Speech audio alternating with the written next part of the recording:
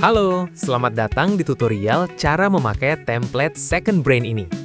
Di video ini, aku bakal jelasin cara menggunakan template ini secara menyeluruh, mulai dari mengenal struktur halaman, fungsi tiap bagian, sampai cara mengisi dan mengelolanya dalam aktivitas sehari-hari. Pastikan kamu ikuti stepnya satu persatu, supaya templatenya bisa kamu manfaatkan secara maksimal. Dalam penjelasan step by step cara pakai Second Brain ini, saya bagi dalam 3 part. Part pertama, penjelasan tentang sidebar yang ada di sebelah kiri. Part kedua, penjelasan tentang dashboard utama. Dan part ketiga, penjelasan tentang insight panel yang ada di sebelah kanan. Oke, kita masuk ke bagian sidebar sebelah kiri. Sidebar kiri ini dibuat ketika kamu ingin mengakses Second Brain melalui handphone, dikarenakan tampilan layar handphone yang kecil, sehingga kamu tetap bisa dengan gampang mengendalikan Second Brain ini walaupun melalui HP. Di sini, ada fitur Notifications yang akan memberikan kamu informasi terkait jumlah tugas yang harus kamu selesaikan hari ini, dan juga jumlah tugas yang terlewatkan atau tidak kamu kerjakan. Selain itu, kamu juga bisa melihat jumlah proyek yang sedang berjalan dan jumlah proyek yang akan kamu kerjakan ke depannya.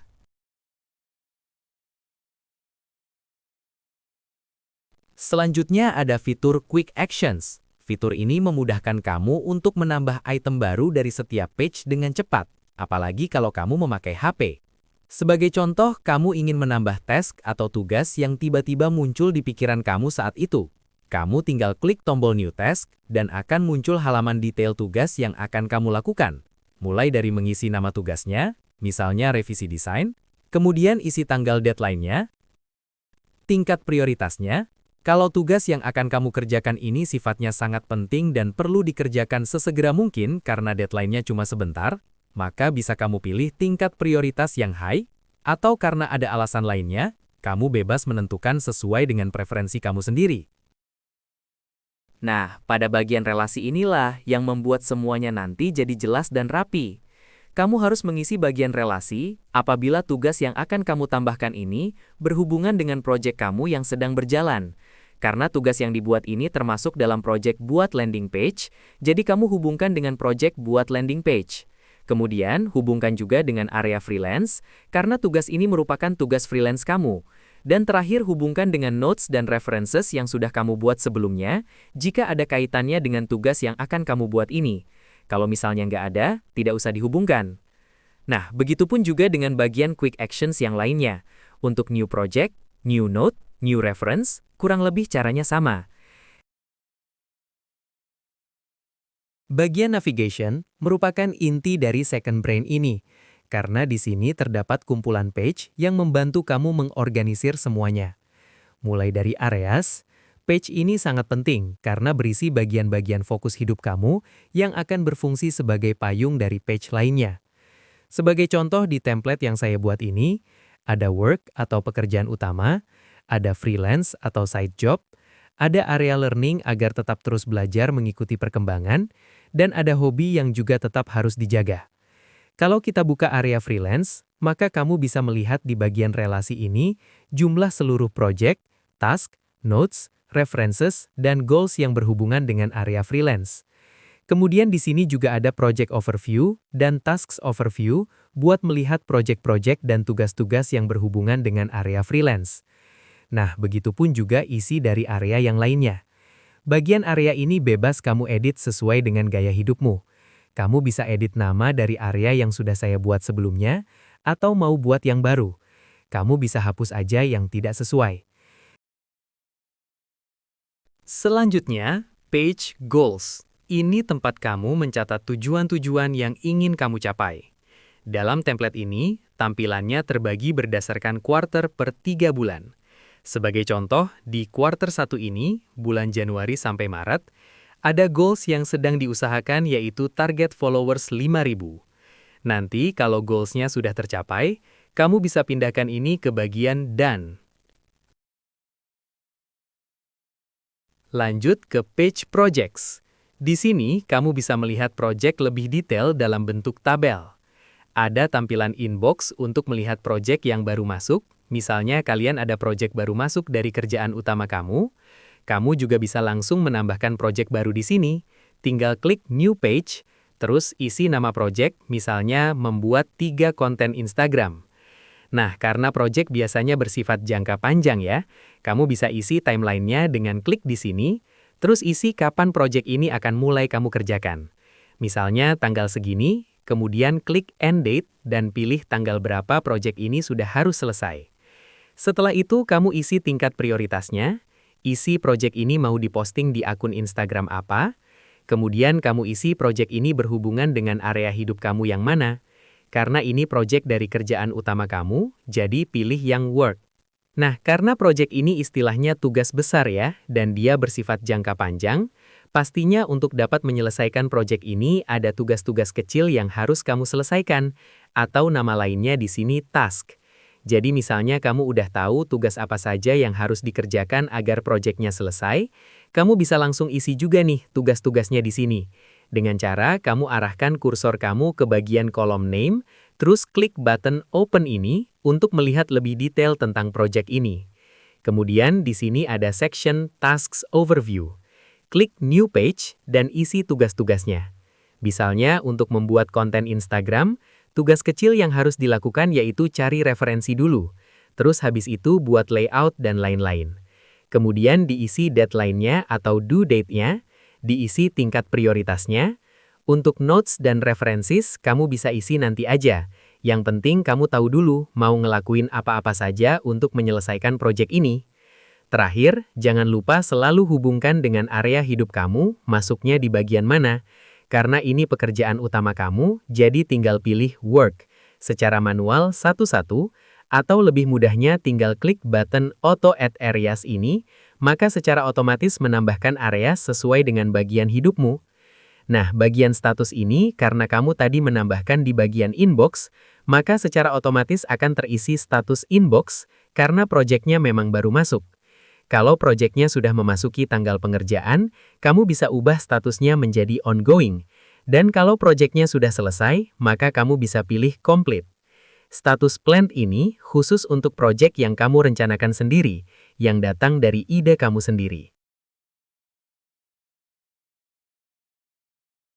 Kita masuk ke bagian tasks. Page ini akan menjadi page yang sering-sering kamu kunjungi, karena kamu harus eksekusi tugas-tugas yang ada setiap hari.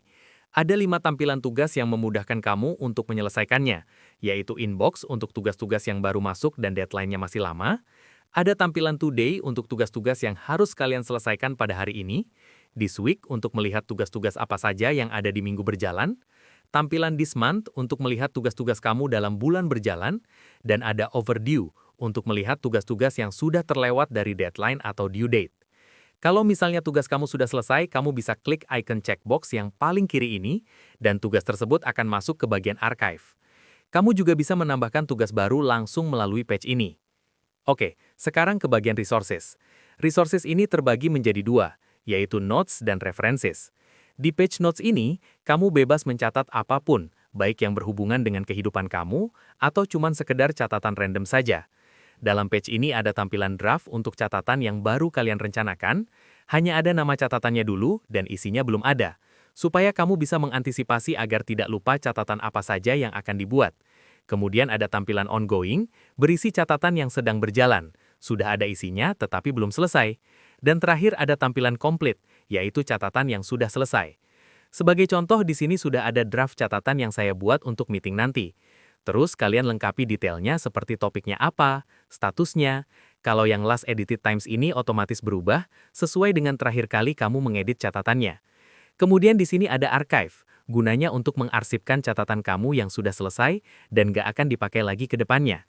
Jangan lupa catatan kamu dihubungkan dengan area hidupmu, proyek kamu yang sedang berjalan, tasks, dan goals jika memang catatan yang kamu buat ada hubungannya dengan page yang lain. Tapi jika nggak ada hubungan, kamu nggak usah hubungin. Nah, selanjutnya, di sini tempat kamu menulis catatannya.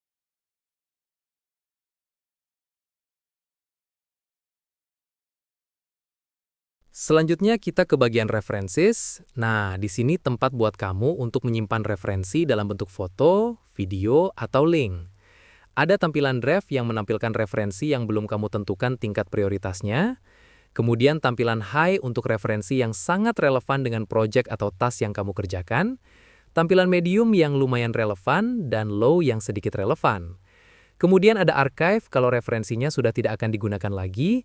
Dan jangan lupa untuk menghubungkan dengan page yang lainnya jika ada kaitannya dengan referensi yang kamu masukkan. Oke, bagian navigasi udah selesai. Sekarang kita beralih ke bagian tracker. Yang pertama kita ke Habit Tracker. Dalam page ini terbagi menjadi 3 tampilan, yaitu This Week untuk nge-track dan melihat progres kebiasaan kamu dalam 1 minggu berjalan.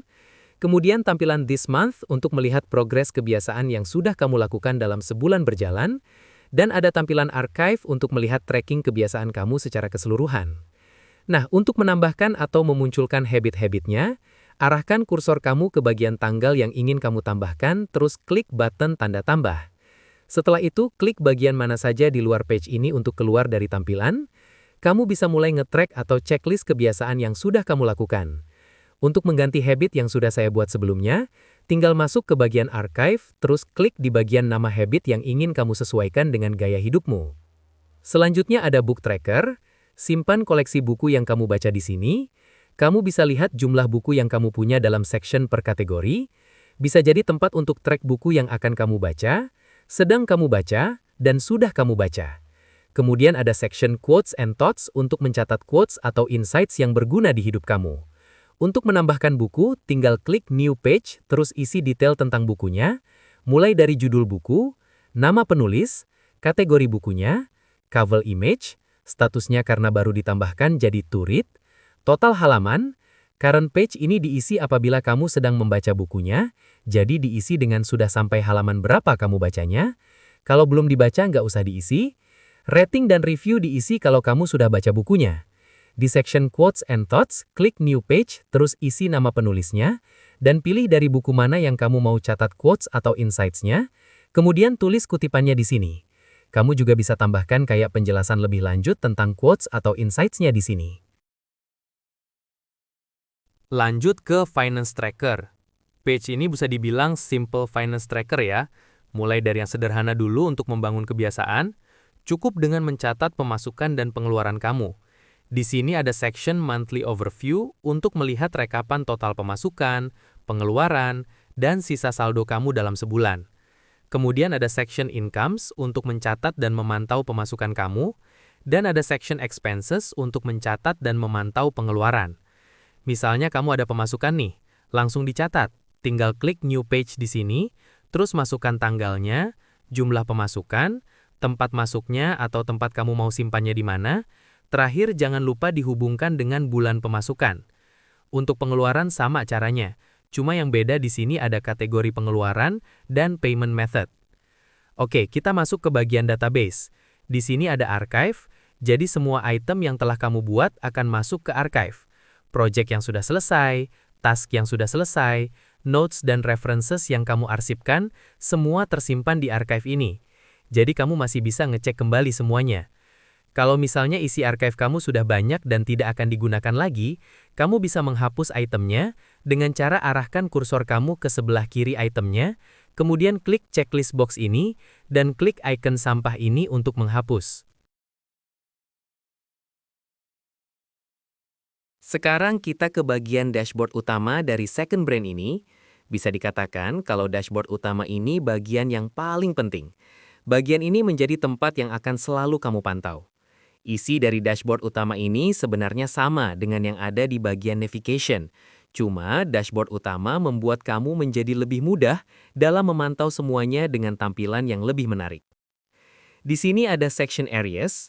Kamu bisa melihat jumlah project yang aktif atau sedang berjalan. Misalnya di area freelance ini ada satu project yang aktif. Untuk lihat lebih detail, kamu bisa langsung klik di sini, dan ada detail project kamu yang sedang berjalan beserta tugas-tugas kecilnya apa aja. Selanjutnya, kamu juga bisa pantau seluruh project kamu secara langsung di dashboard utama ini. Nah, di sini kamu bisa melihat progresnya dalam bentuk progress bar. Jadi, kalau kamu udah ngerjain beberapa tugas-tugas kecil dari project ini, nanti progress barnya akan berubah, dan kamu jadi tahu sudah berapa persen project kamu berjalan. Kemudian di sini ada tasks juga. Kamu bisa pantau tugas-tugas kamu setiap hari di sini. Kalau misalnya tugasnya sudah selesai, tinggal klik icon checkbox ini dan tugasnya akan otomatis hilang, terus masuk ke archive. Di dashboard utama ini ada notes dan references juga, jadi ini memudahkan kamu untuk review catatan dan referensi langsung dari luar. Kalau ada yang sudah tidak akan kamu gunakan lagi ke depannya, kamu tinggal arsipkan saja dengan klik icon checkbox archive ini dan otomatis akan masuk ke page archive. Oke, kita pindah ke bagian Insight Panel. Agar kamu tetap konsisten sama kebiasaanmu, kamu bisa memantau dalam Insight Panel ini. Di sini ada section Daily Habits untuk nge-track kebiasaanmu per harinya. Jadi, tiap hari kamu tinggal klik New Page ini, maka akan muncul kebiasaan-kebiasaan kamu sesuai dengan tanggal hari itu. Dan ini terkonek juga dengan yang ada di page Habit Tracker. Kemudian kamu bisa lihat goals-goals kamu per quarter. Untuk mengganti kuarternya, tinggal klik ini dan pilih mau di kuarter berapa yang ditampilkan. Ada rekapan pemasukan, pengeluaran, dan sisa saldo kamu juga dalam bulan berjalan. Dan terakhir, ada section yang menampilkan buku yang sedang kamu baca. Lengkap dengan tampilan sudah sampai halaman berapa yang kamu baca, dan ada progress bar-nya juga dalam persen.